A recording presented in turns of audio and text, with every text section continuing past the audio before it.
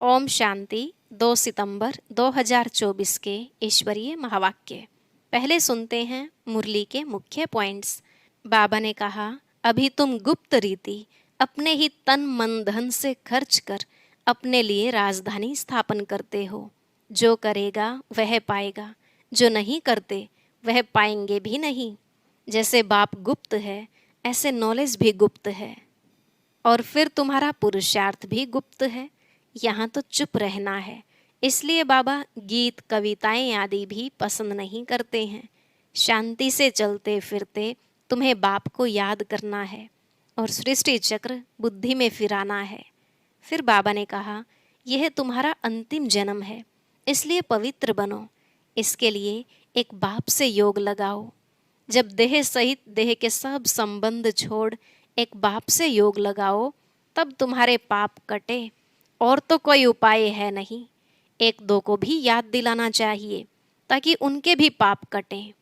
इस पुरानी दुनिया को देखते हुए भी नहीं देखो।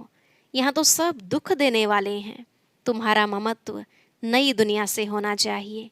इस पुरानी दुनिया से तो पूरा वैराग्य हो। और लास्ट में बाबा ने कहा, तुम्हारे पास जब कोई बड़े व्यक्ति उद्घाटन करने आते हैं तो उनसे यह 3 ओपिनियन जरूर लिखवाने हैं, तभी लोगों की भ्रांतियां दूर होंगी। पहला, ईश्वर बाप सर्वव्यापी नहीं है, सर्वव्यापक तो 5 विकार हैं।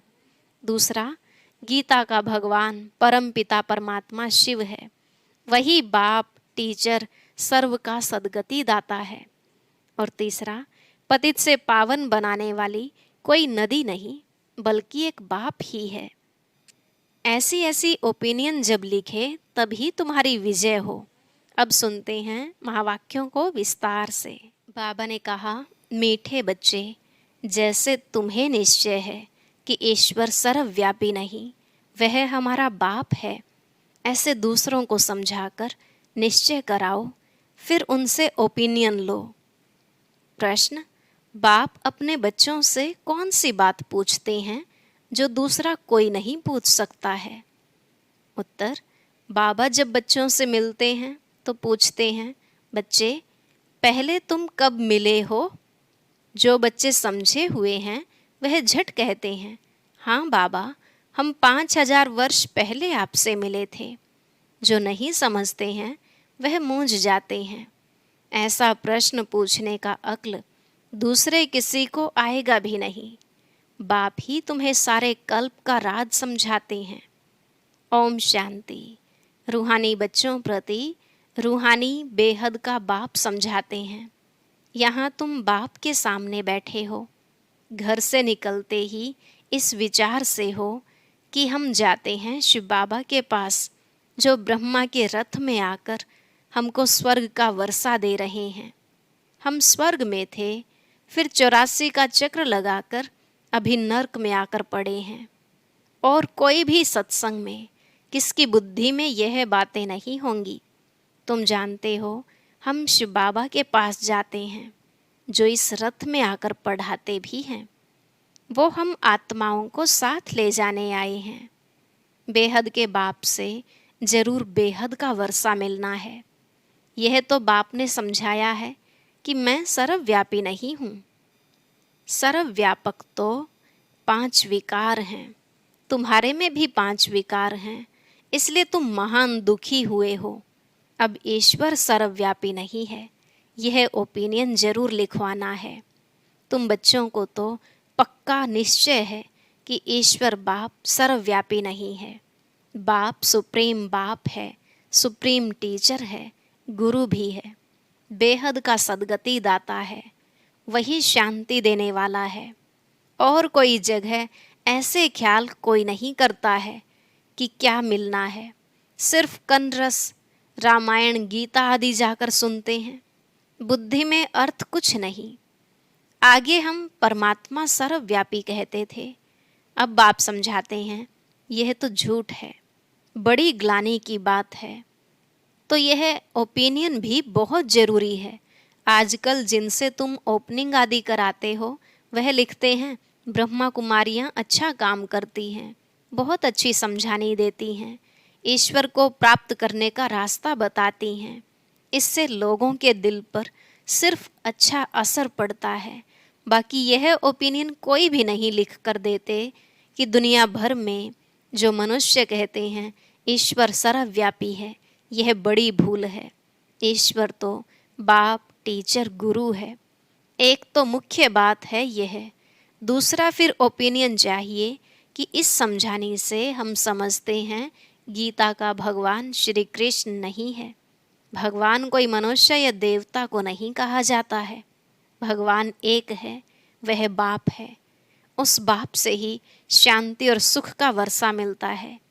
ऐसी ऐसी ओपिनियन लेनी है। अभी जो तुम ओपिनियन लेते हो वह कोई काम की नहीं लिखते हैं। हाँ, इतना लिखते हैं कि यहाँ शिक्षा बहुत अच्छी देते हैं। बाकी मुख्य बात जिसमें ही तुम्हारी विजय होनी है वह लिखाओ कि यह ब्रह्मा कुमारियाँ सत्य कहती हैं कि ईश्वर सर्वव्यापी नहीं है। वह तो बाप है, वही गीता का भगवान है। बाप आकर भक्ति मार्ग से छुड़ाए ज्ञान देते हैं। यह भी ओपिनियन जरूरी है कि पतित पावनी पानी की गंगा नहीं परंतु एक बाप है। ऐसी ऐसी ओपिनियन जब लिखें तभी तुम्हारी विजय हो। अभी टाइम पड़ा है। अभी तुम्हारी जो सर्विस चलती है, इतना खर्चा होता है, यह तो तुम बच्चे ही एक दो को मदद करते हो। बाहर वालों को तो कुछ पता ही नहीं। तुम ही अपने तन मन धन से खर्चा कर अपने लिए राजधानी स्थापन करते हो। जो करेगा वह पाएगा, जो नहीं करते वह पाएंगे भी नहीं। कल्प कल्प तुम ही करते हो। तुम ही निश्चय बुद्धि होते हो। तुम समझते हो कि बाप बाप भी है, टीचर भी है। गीता का ज्ञान भी यथार्थ रीति सुनाते हैं। भक्ति मार्ग में भल गीता सुनते आए परंतु राज्य थोड़े ही प्राप्त किया है। ईश्वरीय मत से बदलकर आसुरी मत हो गई। कैरेक्टर बिगड़ते पतित बन पड़े। कुंभ के मेले पर कितने मनुष्य करोड़ों की अंदाज में जाते हैं। जहाँ जहाँ पानी देखते वहाँ जाते हैं। समझते हैं पानी से ही पावन होंगे। अब पानी तो जहाँ तहाँ नदियों से आता रहता है। इनसे कोई पावन बन सकता है क्या? क्या पानी में स्नान करने से हम पतित से पावन बन देवता बन जाएंगे? अभी तुम समझते हो कोई भी पावन बन न सके, यह है भूल। तो इन 3 बातों पर ओपिनियन लेना चाहिए। अभी सिर्फ कहते हैं संस्था अच्छी है, तो बहुतों के अंदर जो भ्रांतियां भरी हुई हैं कि ब्रह्मा कुमारियों में जादू है, भगाती हैं, वह ख्यालात दूर हो जाते हैं। क्योंकि आवाज़ तो बहुत फैला हुआ है ना। विलायत तक यह आवाज़ गया था कि इनको 16,108 रानियां चाहिए। उनसे 400 मिल गई हैं, क्योंकि उस समय सत्संग में 400 आते थे। बहुतों ने विरोध किया, पिकेटिंग आदि भी करते थे, परंतु बाप के आगे तो कोई की चल ना सके। सब कहते थे यह जादूगर फिर कहाँ से आया। फिर वंडर देखो, बाबा तो कराची में था। आप ही सारा झुंड आपस में मिलकर भाग आया। कोई को पता नहीं पड़ा कि हमारे घर से कैसे भागे। यह भी ख्याल नहीं किया कि इतने सब कहाँ जाकर रहेंगे। फिर फट से बंगला ले लिया। तो जादू की बात हो गई ना।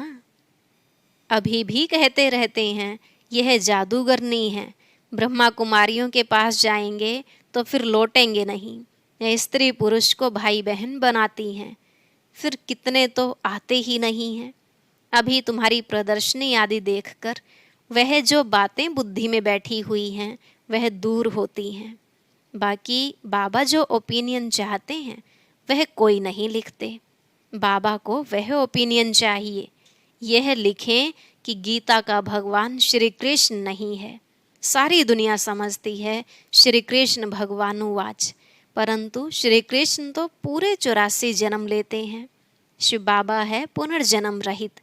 तो इसमें बहुतों की ओपिनियन चाहिए। गीता सुनने वाले तो ढेर के ढेर हैं। फिर देखेंगे यह तो अखबार में भी निकल पड़ा है कि गीता का भगवान परमपिता परमात्मा शिव है। वही बाप, टीचर, सर्व का सद्गति दाता है। शांति और सुख का वर्षा सिर्फ उनसे मिलता है। बाकी अभी तुम मेहनत करते हो, उद्घाटन कराते हो, सिर्फ मनुष्यों की भ्रांतियां दूर होती हैं, समझानी अच्छी मिलती है। बाकी बाबा जैसे कहते हैं वह ओपिनियन लिखें, मुख्य ओपिनियन है यह। बाकी सिर्फ राय देते हैं यह संस्था बहुत अच्छी है, इससे क्या होगा। हाँ, आगे चल जब विनाश और स्थापना नज़दीक होगी तो तुमको यह ओपिनियन भी मिलेंगे, समझकर लिखेंगे। अभी तुम्हारे पास आने तो लगे हैं ना, अभी तुमको ज्ञान मिला है। एक बाप के बच्चे हम सब भाई भाई हैं, यह किसी को भी समझाना तो बहुत सहज है। सब आत्माओं का बाप एक सुप्रीम बाबा है, उनसे जरूर सुप्रीम बेहद का पद भी मिलना चाहिए। 5,000 वर्ष पहले तुमको मिला था। वो लोग कलयुग की आयु लाखों वर्ष कह देते हैं, तुम 5,000 वर्ष कहते हो, कितना फर्क है। बाप समझाते हैं 5,000 वर्ष पहले विश्व में शांति थी।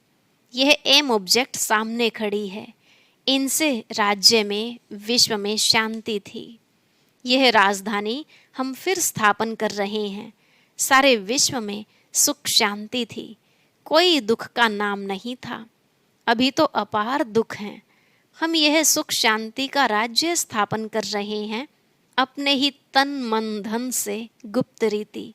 बाप भी गुप्त है, नॉलेज भी गुप्त है, तुम्हारा पुरुषार्थ भी गुप्त है। इसलिए बाबा गीत कविताएं आदि भी पसंद नहीं करते हैं। वह है भक्ति मार्ग। यहाँ तो चुप रहना है, शांति से चलते फिरते बाप को याद करना है और सृष्टि चक्र बुद्धि में फिराना है। अभी हमारा यह अंतिम जन्म है पुरानी दुनिया में, फिर हम नई दुनिया में पहला जन्म लेंगे। आत्मा पवित्र जरूर चाहिए, अभी तो सब आत्माएं पतित हैं।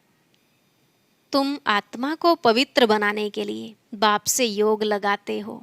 बाप खुद कहते हैं, बच्चे देह सहित देह के सब संबंध छोड़ो।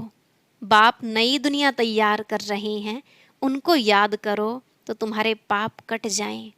अरे बाप जो तुमको विश्व की बादशाही देते हैं, ऐसे बाप को तुम भूल कैसे जाते हो। वह कहते हैं, बच्चे यह अंतिम जन्म सिर्फ पवित्र बनो। अब इस मृत्यु लोक का विनाश सामने खड़ा है। यह विनाश भी हूबहू 5,000 वर्ष पहले ऐसे ही हुआ था। यह तो स्मृति में आता है ना। अपना राज्य था तो दूसरा कोई धर्म नहीं था। बाबा के पास कोई भी आता है तो उससे पूछता हूँ, आगे कब मिले हो।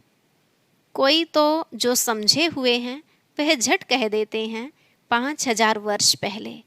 कोई नए आते हैं तो मूंझ पड़ते हैं। बाबा समझ जाते हैं कि ब्राह्मणी ने समझाया नहीं है। फिर कहता हूँ, सोचो तो स्मृति आती है। यह बात और तो कोई भी पूछ न सके, पूछने का अक्ल आएगा ही नहीं। वह क्या जाने इन बातों से। आगे चलकर तुम्हारे पास बहुत आकर सुनेंगे जो इस कुल के होंगे। दुनिया बदलनी तो जरूर है, चक्र का राज तो समझा दिया है। अब नई दुनिया में जाना है, इस पुरानी दुनिया को भूल जाओ। बाप नया मकान बनाते हैं तो बुद्धि उसमें चली जाती है। पुराने मकान में फिर ममत्व नहीं रहता है। यह फिर है बेहद की बात। बाप नई दुनिया स्वर्ग स्थापन कर रहे हैं, इसलिए अब इस पुरानी दुनिया को देखते हुए भी नहीं देखो। ममत्व नई दुनिया में रहे, इस पुरानी दुनिया से वैराग्य। वह तो हठयोग से हद का संन्यास कर जंगल में जाकर बैठते हैं। तुम्हारा तो है सारी पुरानी दुनिया से वैराग्य। इसमें तो अथाह दुख हैं। नई सतयुगी दुनिया में अपार सुख हैं, तो जरूर उनको याद करेंगे। यहाँ सब दुख देने वाले हैं। माँ बाप आदि सब विकारों में फंसा देंगे।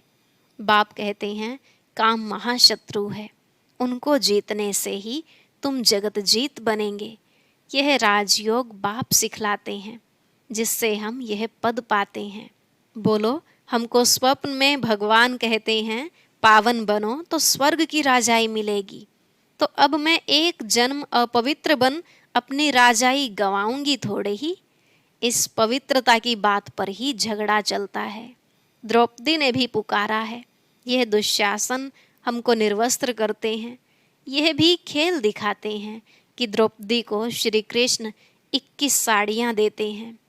अब बाप बैठ समझाते हैं, कितनी दुर्गति हो गई है, अपार दुख है ना।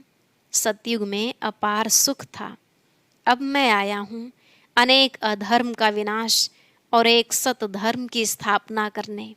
तुमको राज्य भाग्य देकर वानप्रस्थ में चले जाएंगे।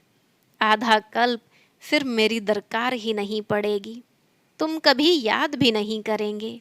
तो बाबा समझाते हैं, तुम्हारे लिए जो सबके मन में उल्टा वाइब्रेशन है वह निकलकर ठीक हो रहा है। बाकी मुख्य बात है, ओपिनियन लिखा लो, ईश्वर सर्वव्यापी नहीं है। उसने तो आकर राजयोग सिखाया है।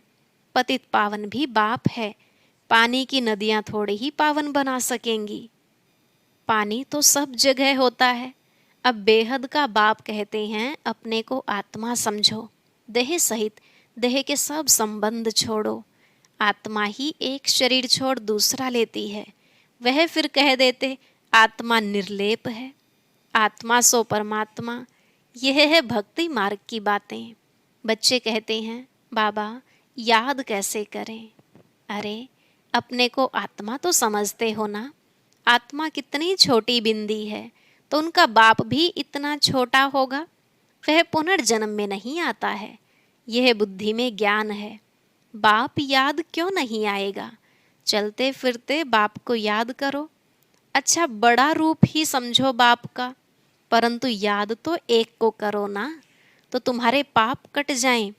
और तो कोई उपाय है नहीं। जो समझते हैं वह कहते हैं, बाबा आपकी याद से हम पावन बन पावन दुनिया विश्व के मालिक बनते हैं, तो हम क्यों नहीं याद करेंगे? एक दो को भी याद दिलाना है तो पाप कट जाएं।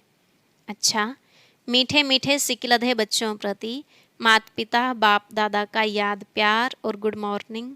रूहानी बाप की रूहानी बच्चों को नमस्ते। रूहानी बच्चों की रूहानी बाप दादा को नमस्ते नमस्ते, गुड मॉर्निंग।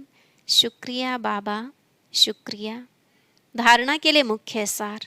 पहला पॉइंट, जैसे बाप और नॉलेज गुप्त है, ऐसे पुरुषार्थ भी गुप्त करना है। गीत कविताओं आदि के बजाय चुप रहना अच्छा है। शांति में चलते फिरते बाप को याद करना है। दूसरा, पुरानी दुनिया बदल रही है, इसलिए इससे ममत्व निकाल देना है। इसे देखते हुए भी नहीं देखना है, बुद्धि नई दुनिया में लगानी है। आज का वरदान, ब्राह्मण जन्म की विशेषता को नेचुरल नेचर बनाने वाले सहज पुरुषार्थी भव। ब्राह्मण जन्म की विशेषता को नेचुरल नेचर बनाने वाले सहज पुरुषार्थी भव। बाबा ने कहा, ब्राह्मण जन्म भी विशेष, ब्राह्मण धर्म और कर्म भी विशेष अर्थात सर्वश्रेष्ठ है, क्योंकि ब्राह्मण कर्म में फॉलो साकार ब्रह्मा बाप को करते हैं। तो ब्राह्मणों की नेचर ही विशेष नेचर है। साधारण व मायावी नेचर ब्राह्मणों की नेचर नहीं। सिर्फ यही स्मृति स्वरूप में रहे कि मैं विशेष आत्मा हूँ। यह नेचर जब नेचुरल हो जाएगी, तब बाप समान बनना सहज अनुभव करेंगे। स्मृति स्वरूप सो समर्थी स्वरूप बन जाएंगे। यही सहज पुरुषार्थ है। स्लोगन, पवित्रता और शांति की लाइट चारों ओर फैलाने वाले ही लाइट हाउस हैं। पवित्रता और शांति की लाइट चारों ओर फैलाने वाले ही लाइट हाउस हैं। ओम शांति। बाप दादा के पास मेजॉरिटी बच्चे बार बार एक ही शिकायत की चिट्ठियां भेजते रहते हैं। वो कौन सी शिकायत करते हैं और फिर बाबा ने क्या युक्ति बताई, जानने के लिए सुनते हैं आज का अव्यक्त ज्ञान मोती।